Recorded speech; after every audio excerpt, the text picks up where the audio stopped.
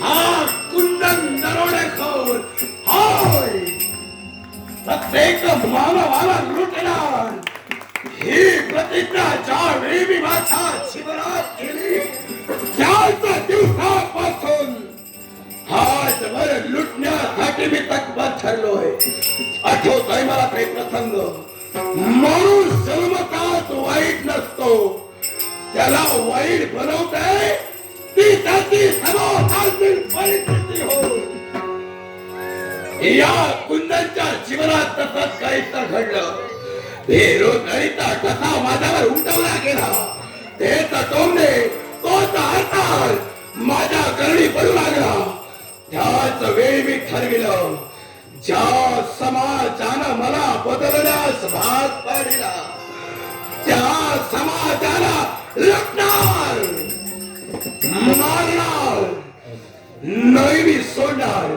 ज्या माणसानं मला दरोडेखोर बनविला, माणसाला माणुसकीला मूर्त माती देऊ, माझ्यातील सैतानाला जागा केला, त्याच माणसाला लुटण्यासाठी हा कुंदन तत्पर ठरला. होय, पण त्याच मार्गात मिळाला तो माझा मित्र. दुसरं कोण असेल तर हा कुंदन आणि माझा मित्र नंदन दरोडेखोर.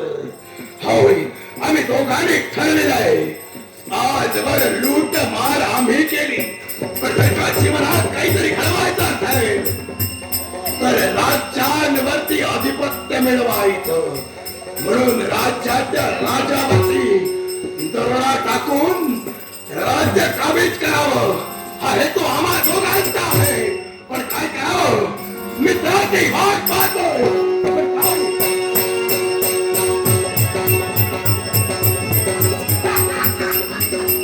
आईचा आशीर्वाद सदैव राहो. कुंदन, हा नंदन इथपर्यंत आला असेल त्याच्या योजनेच्या पूर्ततेसाठी आजपर्यंत आम्ही झटतो.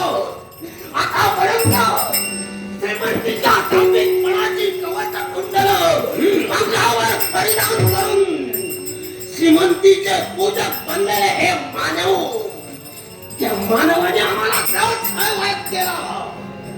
त्याचा प्रतिशोध म्हणून आम्ही लुटारू बनलो. लोट घालतो, दरोडे घालतो, पण आता फक्त एकच करायचंय. मित्र, हे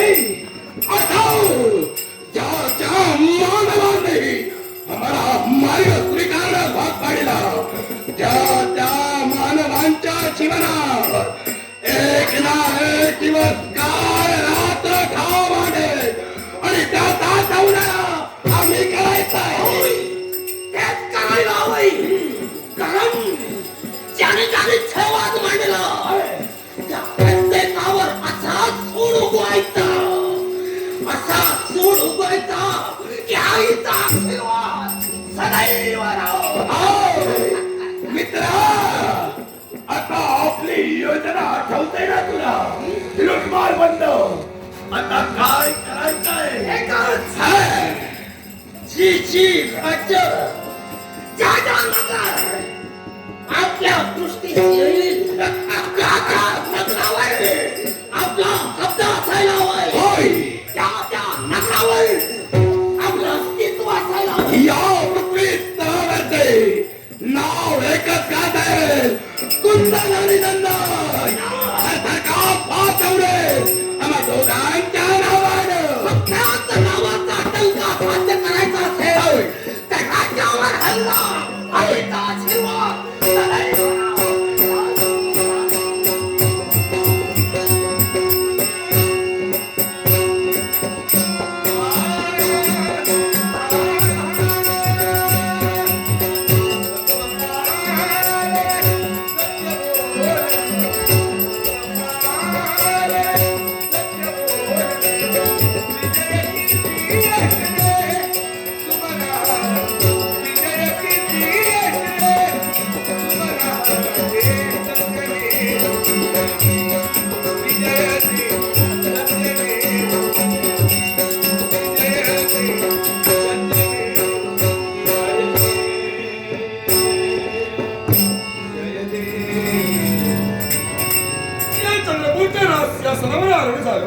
आणि गणपती चंद्रसेनच्या मनाचा समाधान होतंय. कारण एक राजकर्ता म्हणून लेखणी अंतर्गामी राजसूत्र हाती घेऊन माझ्या लाख प्रजेचं रक्षण आणि पालन पोषण मी करतोय. माझी लाख प्रजा सुखाने जगते हे कुणामुळे असेल तर भगवंता केवळ तुझ्यामुळे. आणि म्हणून हा चंद्रपूरचा नरेश राजकर्ता चंद्रसेन नमस्कार करतो. तेव्हा आतापर्यंत राजधर्माचं पालन आम्ही केलं.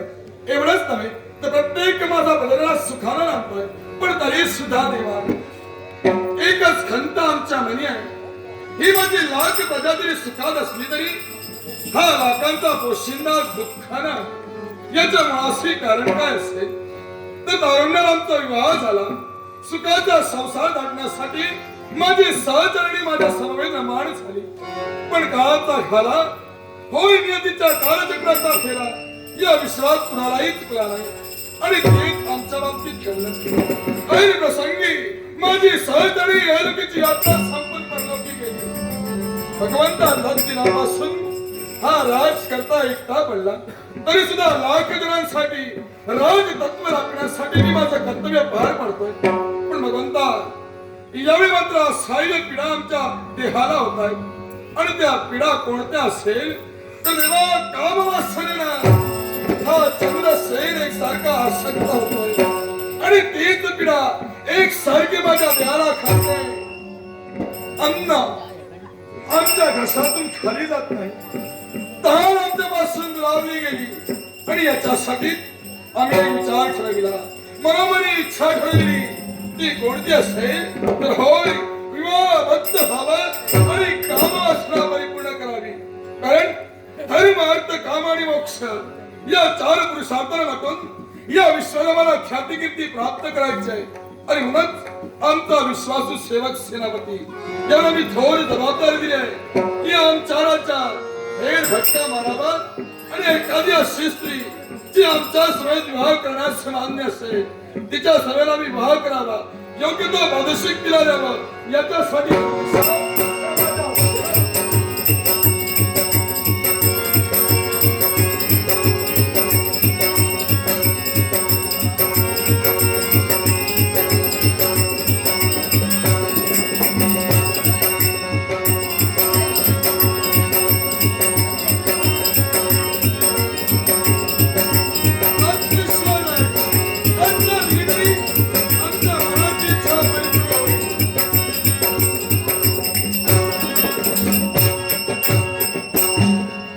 चंद्रपूरच्या राजदत्तावर लाख बघेला न्याय देणारे न्याय देवते आपला सर्वांनी मानाचा मुद्दा दिला. आहे आशीर्वाद. आपला आशीर्वाद मिळाला समाधान वाटलं. कारण आपल्या आशीर्वादाचं शिरस्त्राण आमच्या मस्तकी असल्यानंतर काळाचा भाग आमच्या समाजाला असेल तर त्याचा सगळा भाग भांडण्याची शक्ती आमच्या रमणमान पावले आणि या चंद्रपूरची शान या भाज्याने आम्हाला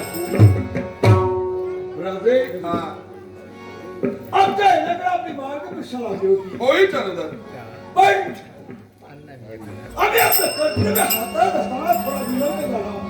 रामकृष्ण होईच नाही. केवळ आपल्या येण्याकडे आमचं लक्ष काय असावा, कारण आपण आमच्या आशेचे किरण आहात. सदोदित आमची जबाबदारी माथी घेऊन कर्तव्यासाठी तुम्ही निघून जाता. पण आतापर्यंत निराशा सैनिक म्हणून सैन्यात आम्ही दाखल झालो. आमच्या तोडके मोडके पराक्रम होऊन आम्हाला या राष्ट्राचे सनसनाटीपणाचा अधिकार आपण बहाल केला. या अधिकाराला आम्ही अधिकारयुक्त झालो. राष्ट्र ही जनकल्याण आणि प्रजापालन हेतून अवकाश करून या भव्य झेंड्याखाली आम्ही शपथ वहिली. जगू दे या चंद्रपुरासाठी आणि बघू देही या चंद्रपुरासाठी. आम्ही जाणतोय आणि म्हणून आपल्या सामर्थ्यावर आपल्या कर्तृत्वावर आमचा पूर्ण विश्वास आहे. म्हणून ही थोर जबाबदारी आम्ही तुमच्या माथी दिली. पण राजे आपण दिलेल्या कर्तव्यात आम्ही यशस्वी ठरलो. सेनापती काय म्हणतात म्हणजे आजच्या दिनी सुद्धा या राज्यातील एकाही स्त्रीला आमच्या समेत विवाह करण्यास मान्यता दिली नाही. राजे आपण संपूर्ण राज्यात दवंडी दिला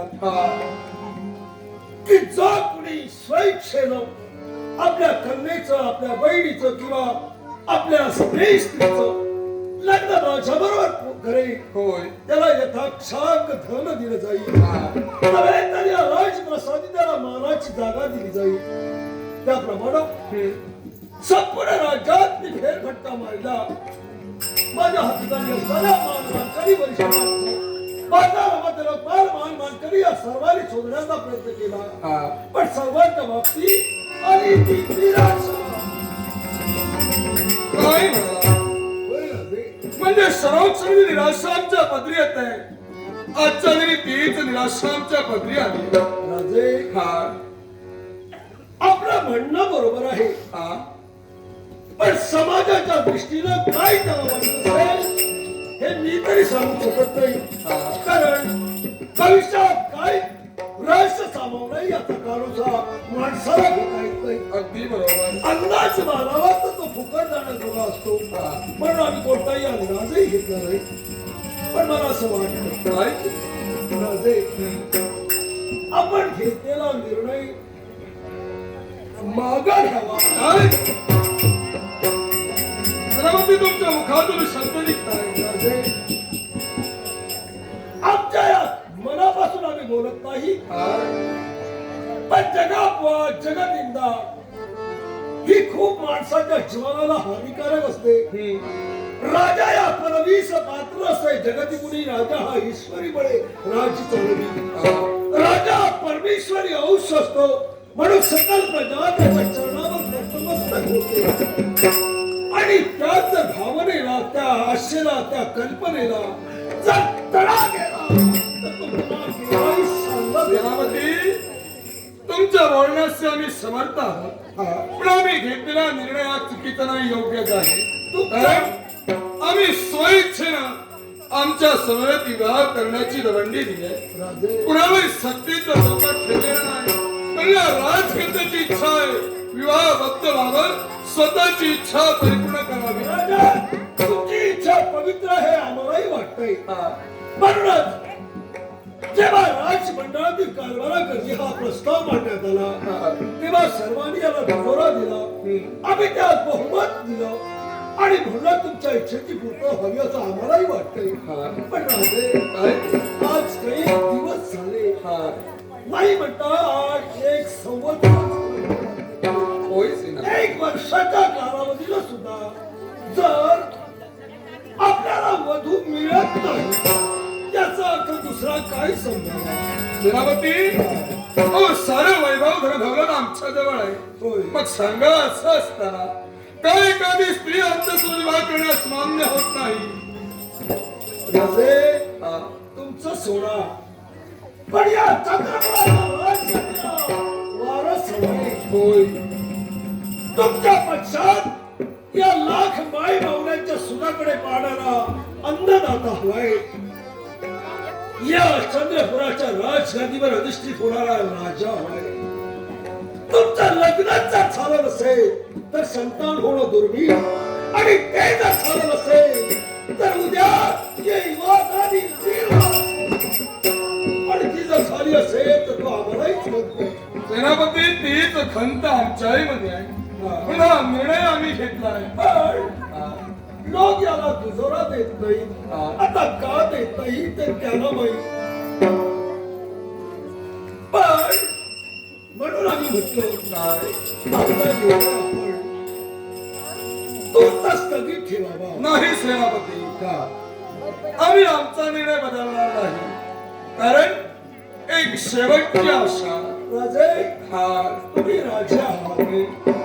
तुम्ही जो न्याय द्याल तो आम्हाला मान्य आहे. आपण जर या गोष्टी तयार नसाल तर आम्ही आपल्यावर शक्ती करणार. तुमचा हा शोध असाच चालू राहू द्या. आम्ही सुद्धा त्याला मध्ये थांबा. सेनापती, थांबा. आतापर्यंत काही वेळी आम्ही विलंब केलाय, कारण सर्वक्षणी आशेने आम्ही जबाबदारी तुमच्या माती दिली, पण नियतीनं तोही फेराच कविला. पण शेवटची आशा आणि अपेक्षा या चंद्रसेनच्या नशिबी आहे. आणि ती आशाला जागा आहे. होय.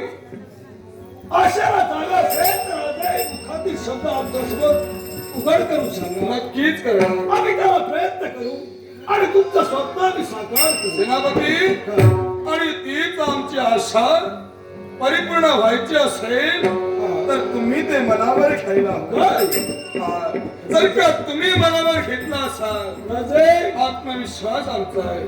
आम्ही आमच्या छातीचा कोट करून वैराच्या धनुष्यातून निघाले शर आमच्या छातीवर झेलले. जाणतोय आम्ही. काही वेळा सैन्याला पूर लागली आणि राज्य ज्याने आभादी राखलंय त्या या राष्ट्राचे सरसेनापती तुमच्यासाठी वाटेल ते करायला तयार आहे. आमचा प्राण बघा, तोही आम्ही द्यायला तयार आहोत. आमच्या विवाहासाठी आता अन्य दुसरी स्त्री सोडण्याची गरज नाही. म्हणजे कारण आमची इच्छा आहे. काय आणि जर का तुम्ही मनाला ठरविला असाल तर सेनापती, तुमच्या भगिनीची वागा आमची आहे.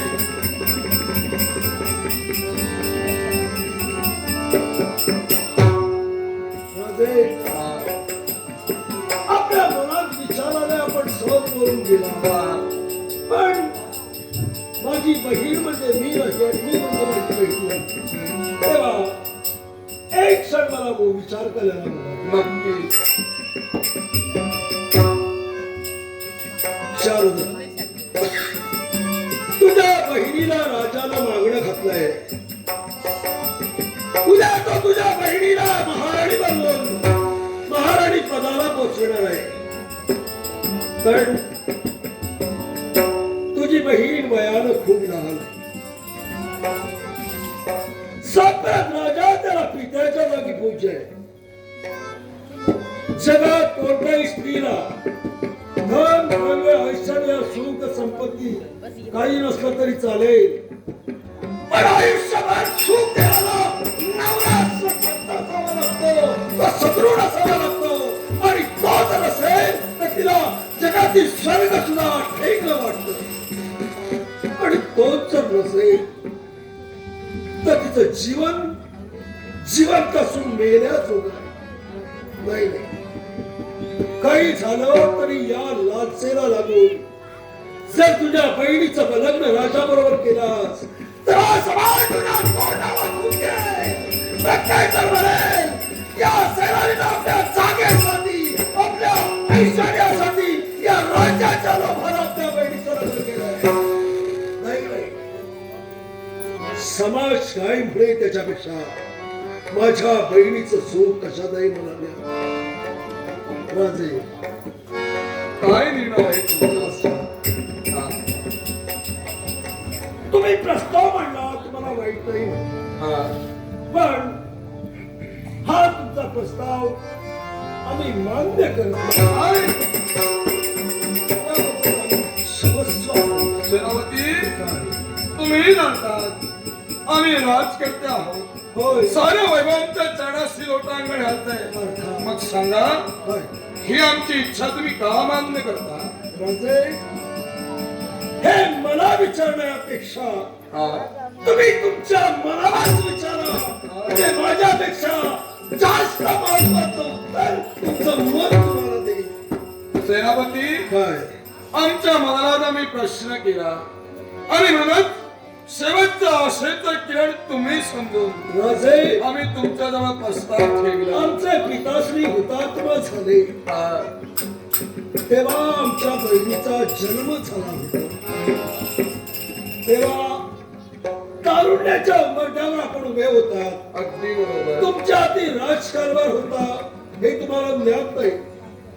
आमच्या पिताशी निवर्तनानंतर पती बघून सती जावं हा सर्वाधाराचा धर्म करण्यासाठी आमची बाहुली आमच्यापासून लिप्त झाली. हा.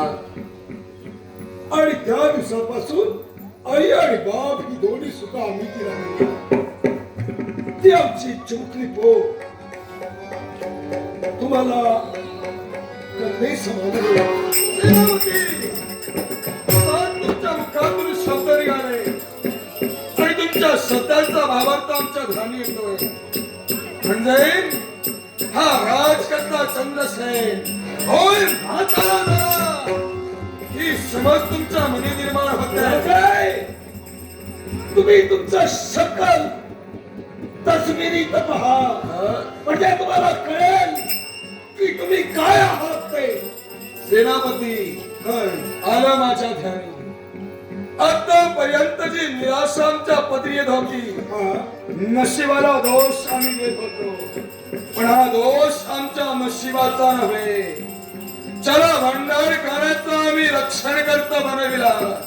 अखेर त्यालाच भंडारखाना अधिकृत केला आणि ज्याला आमच्या इच्छा पूर्तीची जबाबदारी हाती दिली त्या जबाबदार व्यक्तीनं आमच्या इच्छेची राखणारी केली. राजे, तुम्ही निव्वळ खोटा आरोप या सेनानीवर करता. मुळीच हे नाही. प्रामाणिकपणाचं बक्षीस आहे की शासन आहे? एकाच तुमचं अंतर्मन आतापर्यंत आम्ही जाणू शकलो नाही. तुमच्या मनानं हा राजकर्ता वयोवृद्ध झाला. होय, हा राजकर्ता म्हातारा झाला. आणि म्हणूनच तुमच्या मनानं तुम्ही ठरवलं आमचा विवाह न व्हावा.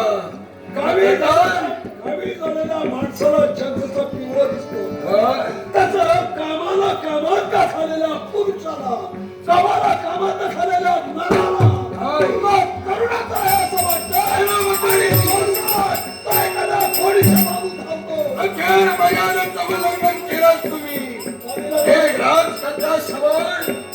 कर्तव्याची मर्यादा तुम्ही सोडलाय राजे मग ज्याच्यामुळे माझी इच्छा पूर्ण राहते आम्ही आपल्याशी नाही बोललो आम्ही विनंती नाही तुम्हाला छे हे उदाहरण आहे आपण स्वतःला लावून घेऊ नका कारण तुम्ही एक राजाला स्थितपर्यंत त्याला वागला त्याचा धर्म आहे आणि तो धर्म तुम्ही पायदळी तुडू नये अशी आमची श्रद्धा आहे. सेनापती केवळ आज आम्ही सत्तर आमच्या इच्छेसाठी आणि आमची इच्छा पूर्ण राहत असेल केवळ तुमच्यामुळं मग ज्याच्यामुळे आमची इच्छा पूर्ण राहते त्याला योग्य शासन राजकर्ता चंद्रसेन केला नाही.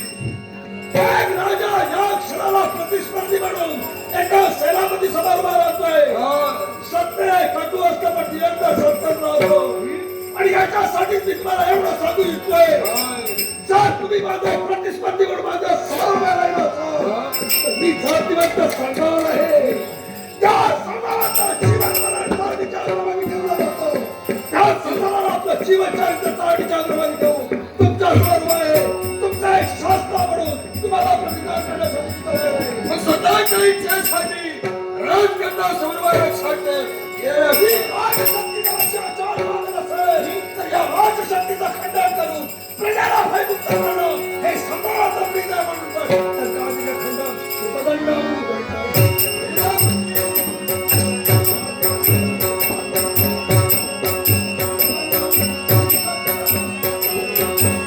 एका राजकर्त्यास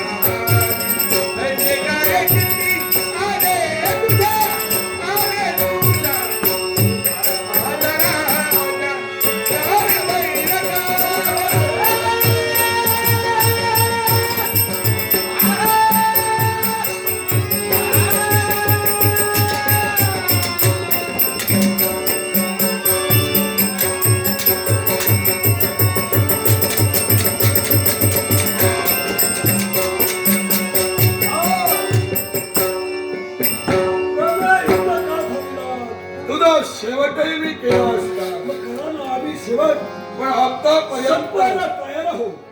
इमानद्वारे या राष्ट्राची नव्हे तर आमची सेवा तुम्ही केला होय मग तुमचा शेवट करून मला माहित आहे ते पाप मी माझ्या मस्तकी घ्या व्यावहारिक मनाचं बक्षीस प्रायश्चित्तच असतो आणि त्या प्रायश्चित्त म्हणून मरण स्वीकारायला आम्ही तयार आहोत. कोणीच नाही यावेळी तुम्हाला साधा साधी मरण हा चंद्रसेन देणार नाही मग मरणापेक्षा असंख्य यातना यातना आतापर्यंतच्या राज्याची त्या राजाची तुम्ही सेवा केला राजे ज्या पदाला तुम्ही नियुक्त झालात ते सारं सर्वस्व तुमच्या पासून हिरावून घेण्यासाठी तुम्हाला एकच शिक्षा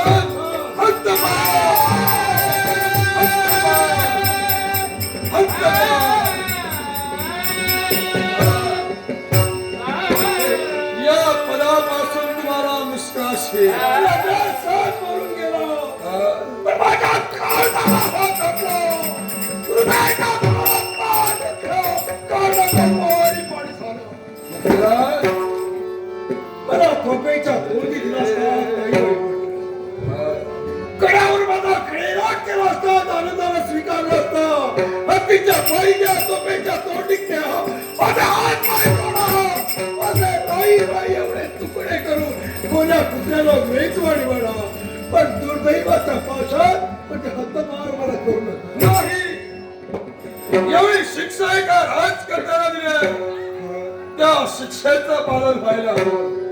तुम्हाला या राज्यातून हद्दपार सेन करतोय. कोणत्याही अन्याय नसताना एका निरपराध माणसाला तुम्ही हद्दपार करता. तुम्हाला शोभलं तुम्ही करा पण मी तुमच्या पायाचा पायीक अजूनही आहे म्हणून तुमच्या राजसत्तेचं उल्लंघन करणार नाही. मग या क्षणाला ज्याला आपण शासन दिला ते शासन होण्यासाठी आपल्या पालनासाठी निघाला होय पण आम्ही हद्दपार तुला केली आहे.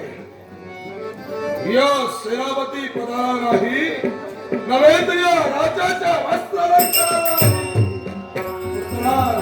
हे शस्त्र हे राजांचा यावेळी बंदूक ठेवा.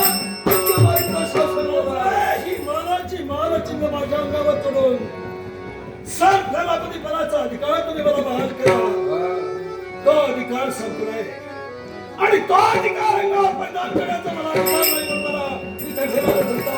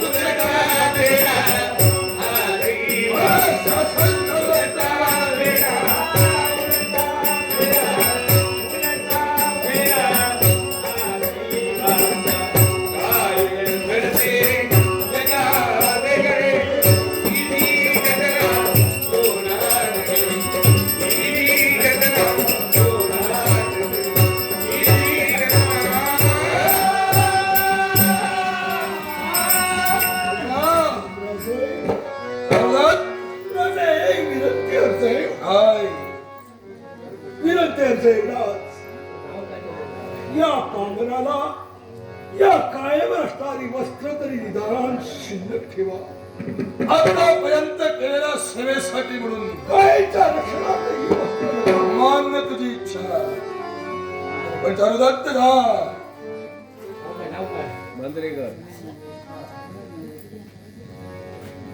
नाट्यदर्शको आमचे परममित्र नाट्यप्रेमी अनंत माजरेकर या नाट्यप्रेमीनं माझ्या पराक्रमाचा गौरव करून हे बघून पारुष्याला तुम्हाला धन्यवाद देऊ. कलेश्वर दशावतार नाट्यमंडळाच्या वतीनं या बक्षिसाला स्वीकार करतोय त्याला तुझ्या कुटुंबासह या माझ्या राज्यातून हा धंदा करायचा हद्दपार करतोय. पण जाता जाता दोन शब्द सांगतोय. तुमच्या तारुण्याच्या उन्मानाला एका स्वामिनिष्ठ सरदाराला तुम्ही घालविता. मी आता मेल्यातच जमा आहे पण एक ना एक दिवस तुम्हाला असा पश्चाताप होईल की मी केलंय ही बात चूक आहे. पण राजे तेव्हा वेळ संपला.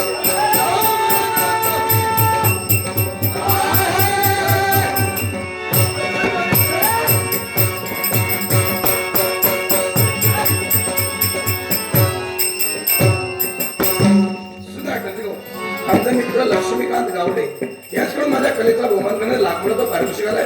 लक्ष्मीकांत गावड्यांचा आभार म्हणून कलेश्वर अरण्याचा त्याग करून या त्यांनी पूर्ण नगरीत प्रवेश केलाय. होय या राजाच्या राजावरती मिळवला केवळ पहिलं शिरक्ती कोण आहे? नाव माझं कुंदन दरोडेखोर. इथं कशाला? आपण या राजाचे राजकर्ते चंद्रसेन होय होय. मग योग्य व्यक्ती करालोय. काय होय काय अशी तुझी इच्छा आहे? ऐक या राज्याचा सारा कारभार मला इतका एखाद्या भिकाराप्रमाणे भीक मागायला आला असता भीक तुला दिली असती. पण राज्य कारभार म्हणजे सामान्य नव्हे. मी राजा कोण सामान बोला म्हणतोय? शबराला लगाम घाला. कारण हा अरण्यातला राज्य घेतला तरी तुमच्या जीवनाचा खेळ खंडोबा करे. माझ्या जीवनाचा खेळ खंडोबा करण्यापूर्वी तुझ्या सरकारला शेवट हा त्यांना सैन केल्याशिवाय तुमच्या सारख्यांना घाबरणारा मी नव्हे. अहो तुमच्या सारखे माझ्या या तलवारीनं अनेक देह कापिले. सामर्थ्यावर आत्मविश्वास असणं शक्य आहे पण तो आधा आत्मविश्वास केव्हा ना केव्हा तरी खाताना कडवून ठरतो. आत्मविश्वास माझा आंदोलन आहे. कारण तुमच्या जीवनाची राखाडी कोणत्या तऱ्हेला करतोय मला सुद्धा माहित नाही.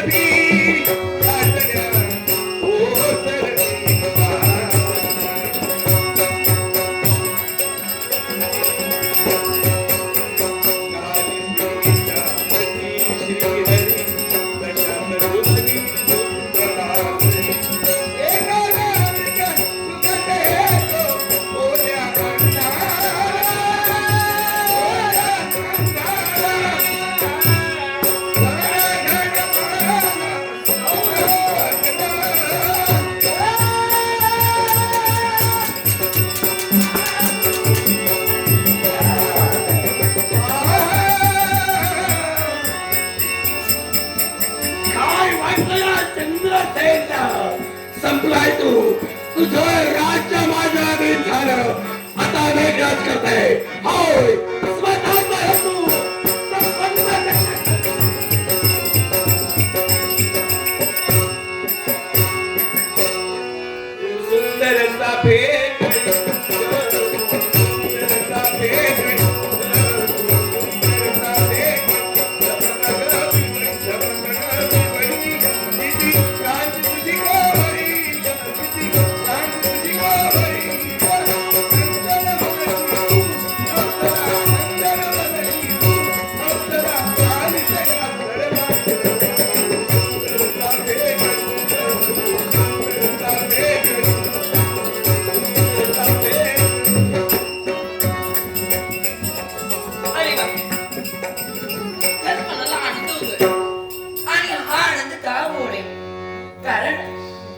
या चंद्रपूर नगरात माझी बंधू देवता आणि मी वावरत आहोत. लहानाची मोठी याच नगरात आम्ही झालो.